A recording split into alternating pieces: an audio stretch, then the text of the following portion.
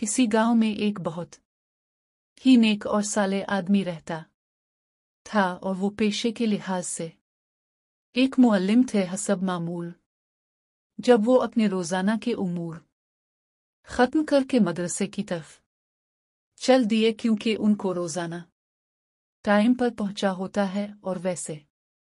भी वो वक्त के बहुत पाबंद थे। इस तरह हसब मामूल जब वो क्लास में दाखिल हुए तो क्लास के सब शागिर्दों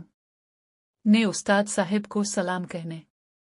के बाद हसब मामूल उस्ताद साहिब ने शागिर्दों की हाज़िरी लगानी शुरू कर दी। इसके बाद उस्ताद साहिब ने सोचा क्यों ना आज वो अपने शागिर्दों को एक ऐसा नसीहत आमोज सबक दे जिस से कि वो अपनी और ज़्यादा इस्लाह कर सके। ये बात सोचते हुए उस्ताद साहिब अपनी नशिस्त से उठे और उस्ताद साहिब ने चाक उठाया और ब्लैक बोर्ड पर एक लंबी लकीर खींच दी और शागिर्दों को कहा कि तुम में से कौन इस लकीर को हाथ लगाए बगैर उसे छूटा कर दे। सारे क्लास में अचानक एक खामोश छा गई, क्योंकि उस्ताद ने सब शागिर्दों से एक नामुमकिन बात कह दी थी। सब ने कहा कि ये तो नामुमकिन है, क्योंकि इस लकीर को बना मिटाए छोटा करना मुमकिन ही नहीं है, और इस लकीर को छोटा करने के लिए पहले इस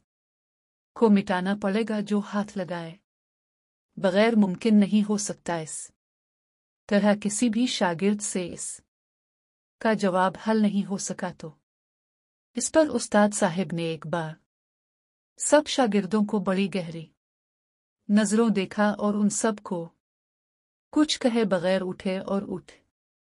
कर ब्लैक बोर्ड पर इस लकीर के नीचे एक लंबी लकीर खींच दी, जिसके बाद सब ने देख लिया कि अब पहली वाली लकीर छूटी नजर रही है। उस्ताद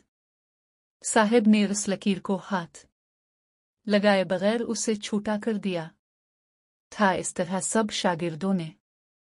आज अपनी जिंदगी का सबसे बड़ा नसीहत भरा सबक सीखा था, क्योंकि उस्ताद साहिब का शागिर्दों को समझाने का बस यही मकसद था कि कैसे हम इसी तरह दूसरों को नुकसान पहुंचाए बगैर उन पर तनकीद किए, बगैर उन से हसद किए, बगैर उनसे आगे बढ़ सकते हैं। और ये हुनर उस्ताद साहिब ने शागिर्दों को चंद मिनट में ही सिखा दिया था, और इसके अलावा शागिर्दों को ये भी बताया कि अगर हम अपने अखलाक और अपने किरदार को अच्छा कर लें तो हम अपने इसी अच्छे अखलाक और अच्छे किरदार की वजह से दूसरों से खुद ब खुद आगे बढ़ते जाएंगे और उन दोनों खूबियों की बना पर दूसरों से मुहज़्ज़ब नजर आने लग जाओगे और हमेशा तरक्की की राहों पर गामज़न रहोगे।